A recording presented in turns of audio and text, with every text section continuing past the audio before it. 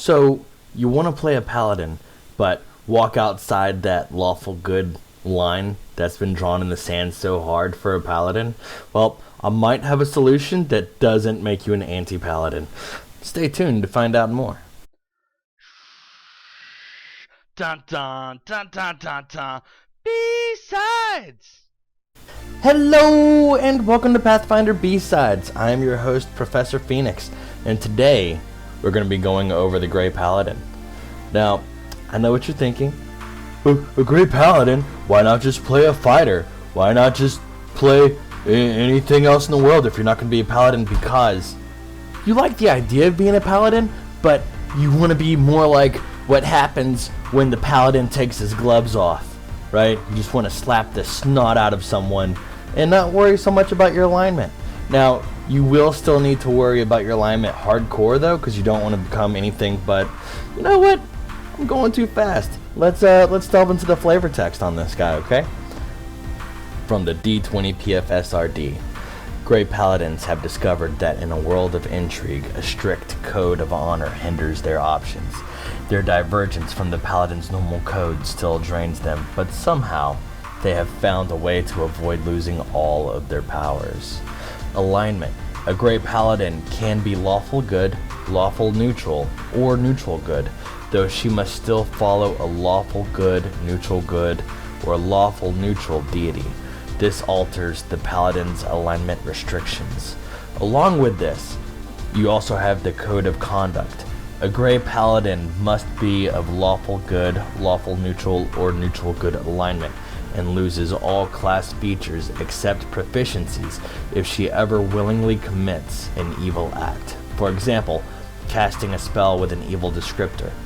She should strive to act with honor and uphold the tenets of her faith, but failing to do so is not a violation of her code, and other than evil actions, she can do whatever else she feels is necessary to uphold the causes of law and good. This ability replaces the Paladin's Code of Conduct and associated abilities and alters the section on ex-Paladins. Alright, so I know that's a lot to take in, but to keep it short and simple, in the list of Pathfinder deities, you have Shelyn, and then you have Zon-Kuthon, right? And generally speaking, under their codes of conduct, you're not allowed to strike the others' worshippers. So a paladin of Shelyn could never knowingly attack a follower of Zon-Kuthon, and vice versa, because that's just a no-no. There's story reasons, there's plot reasons, there's just all these other reasons that I'm not going to go into right now. I feel like if y'all want to know more about deities, I have no problem going over them, but y'all should let me know and I'll have no problem doing so. In the meantime, that's the part of a code of conduct that the Grey Paladin can actually get around. Like if a follower of Zon-Kuthon has got hostages and he knows the paladin can't strike him, even if it were to save someone else, that's normally no. But in this case, the Grey Paladin can laugh and be like, haha, and, slash at them with, a weapon. I'm just saying that's where this comes into play. So outside of that, let's continue on. You've got class skills. A Grey Paladin adds bluff, disguise, and intimidate to her list of class skills. This alters the Paladin's class skills. Pretty straightforward, but as long as you're doing stuff that might be outside of the law on occasion, why not be able to lie and conceal who you are and intimidate your foes into submission? Seems pretty standard and cool. I like it. Next up, we've got Weakened Grace. A Grey Paladin's loosened code weakens her connection to the power that grants her paladin abilities. She gains her first use of Smite Evil at second level instead of first, though she still gains further uses of Smite Evil as normal. She never gains the Aura of Good or Divine Grace class features. Oh no! Her Aura of Courage does not make her immune to fear. Her Aura of Resolve does not make her immune to charms, and her Aura of Righteousness does not make her immune to compulsions. This ability alters Smite Evil, Aura of Courage, Aura of Resolve, and Aura of Righteousness, and it replaces Aura of Good and Divine Grace. So, let's just talk about this for a second. Your aura of good is basically just how strong of a good signal you're sending out for people that are detecting alignment or detecting good or, whatever. And divine grace, that is generally going to be your paladin's sweet bread and butter, where your will save, like all of your saves are increased based on your charisma. But to be fair, you're not the shining holy beacon of your deity. You're not there, this is my trophy child. No, you're just the person they send in to handle stuff, and if you fail, that's when they send the real paladins in. But hey, there's positives down the line somewhere. We'll talk about those in a minute. Next up on the list is going to be enhanced health.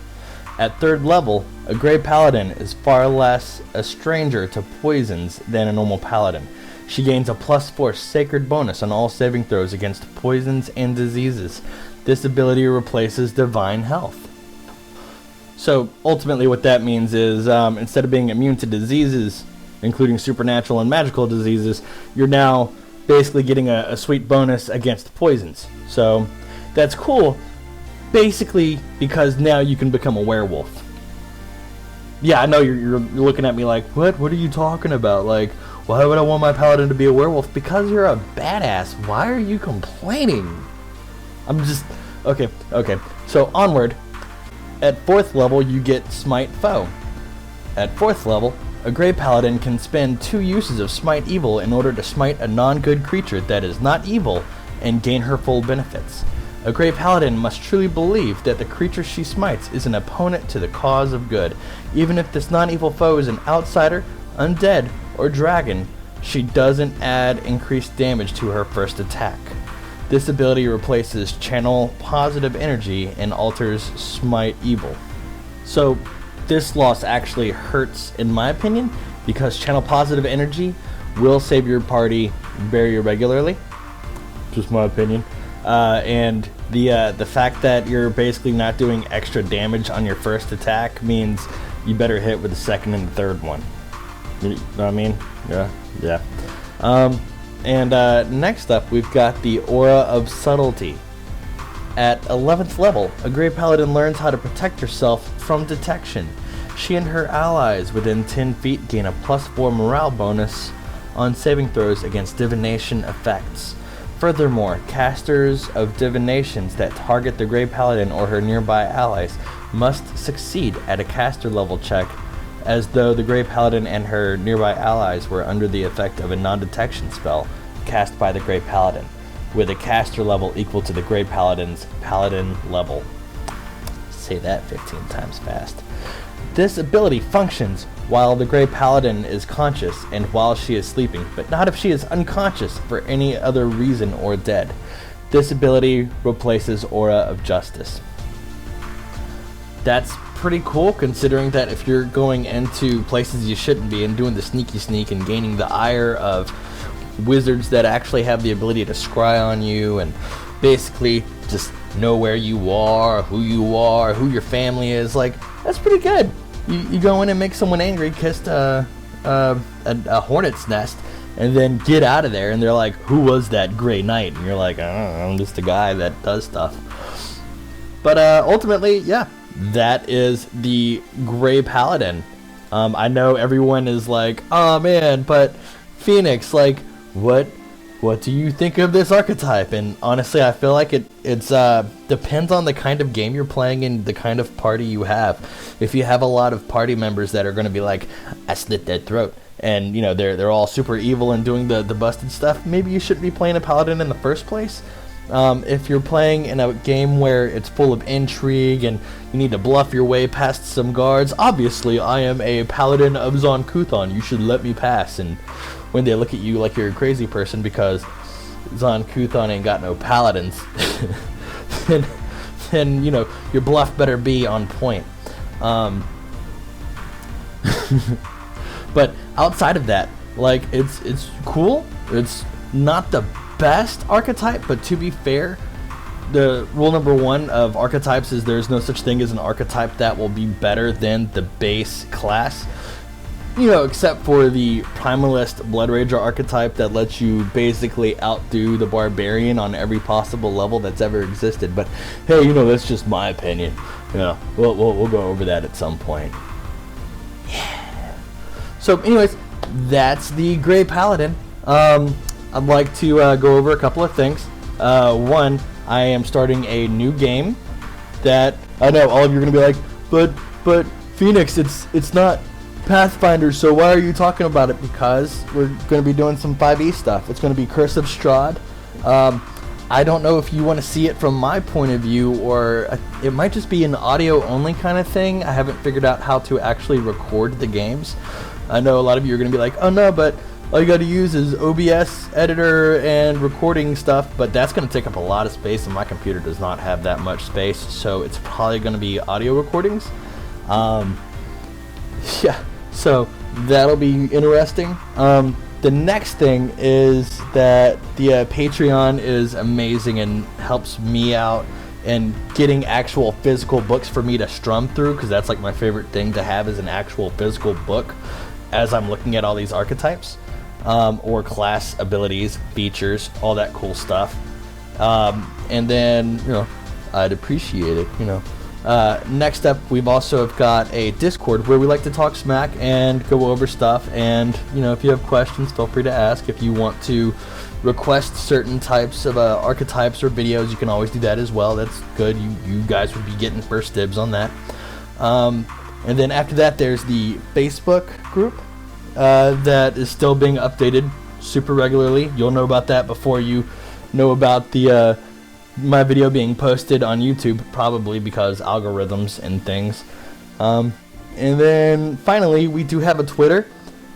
I tweet stuff. I'm learning it. I feel like I'm doing okay with it, but I'm not the best, and I'm not the most constant on Twitter. Until you guys start responding back to me, in which case I'll feel like I should be more constant. I know I keep saying this, but I'm working on the Mythic Paths video. It's just going to be really long, and it takes a lot of focus, and my focus game is not on point, so I'm working on it.